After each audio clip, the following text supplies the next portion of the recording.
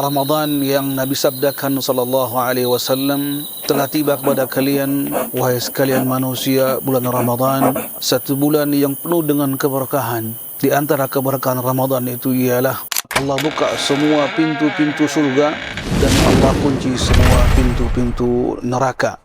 Dan Allah belenggu para syaitan.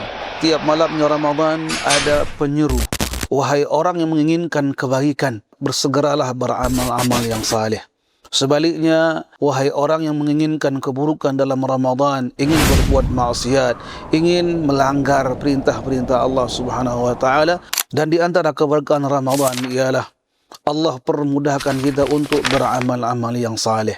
Ibadah saum di siang hari, kemudian kita qiyamul lail atau tarawih di malam hari. Kemudian antara siang malamnya waktu yang senggang kita manfaatkan untuk memperbanyak membaca Al-Quran. Dan yang keempat, ibadah besar itu ialah menggalakkan diri atau memperbanyak kita bersedekah, infak dan seterusnya. Ada di antara hadis-hadis Rasulullah sallallahu alaihi wasallam yang menunjukkan tentang bagaimana besarnya pahala bagi orang-orang yang mendapatkan saum Ramadan dan dia maksimal beribadah di dalamnya.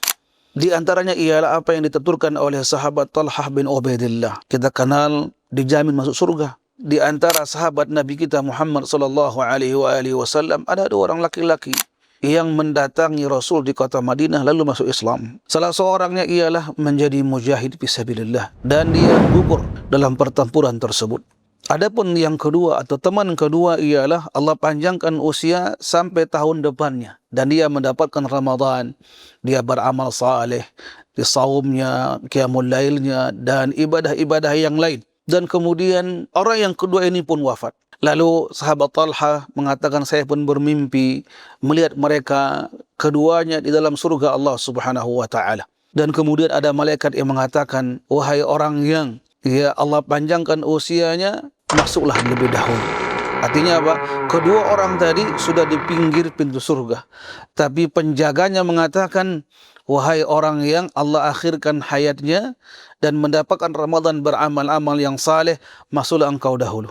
Kemudian mimpi tersebut dikisahkan oleh sahabat yang mulia ini dan tersebar viral di antara kalangan para sahabat lalu sampai ke telinga Rasulullah sallallahu alaihi wasallam dan beliau pun mengomentari di antara mimpi tersebut dengan sabda beliau mengatakan, apa yang kalian kagum dari kisah itu? Ada para sahabat mengatakan dua orang laki-laki berjihad, kemudian satu lagi beribadah.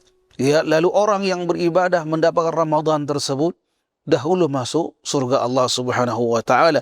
Dan beliau mengatakan itulah di antara kemuliaan Ramadan, di mana orang ketika masuk Ramadan dan dia beramal-amal yang saleh bisa mengungguli ibadah ataupun pahala orang yang mati syahid. Salah seorang laki-laki bertanya, ya Rasulullah, wahai sang Rasul, ayyun nasi khair, manusia mana yang paling baik? Beliau menjawab, man tala amruhu atau umruhu wa hasuna amaluh, orang yang panjang usianya dan ia baik amal-amal salehnya.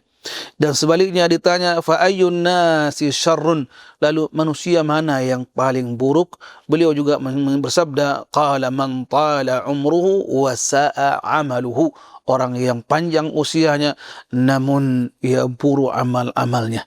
Dan marilah kita hidupkan siang dan malamnya dengan memohon kepada Allah agar kita mampu dimudahkan dalam beramal-amal yang saleh dan diterima sebagai orang-orang yang asyakirin, orang-orang yang as-saimin, akan mendapatkan satu pintu di surga, di nanti surga Allah, yaitu Babur Rayyan, dan termasuk orang-orang yang muttaqin, diampuni oleh Allah dosa-dosanya. Amin ya Allah. Amin. Barakallahu fikum jami'an. Semoga ada manfaatnya.